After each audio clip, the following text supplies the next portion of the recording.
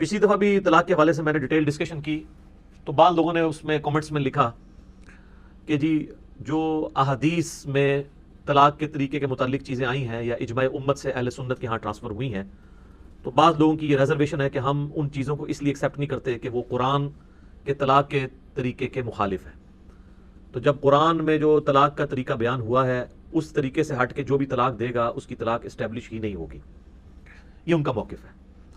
لیکن بات وہی ہے کہ کتاب و سنت کو ہم صحابہ کرام علیہم رضوان کے اقوال کی روشنی میں سمجھتے ہیں، کیونکہ وہ سب سے پہلے اسٹوڈنٹ ہیں نبی صلی اللہ علیہ وآلہ وسلم کے۔ جہاں تک بزرگ پرستی کا یا آبا پرستی کا یا سلف پرستی کا تعلق ہے تو ان ساری چیزوں کے تو میں بھی خلاف ہوں،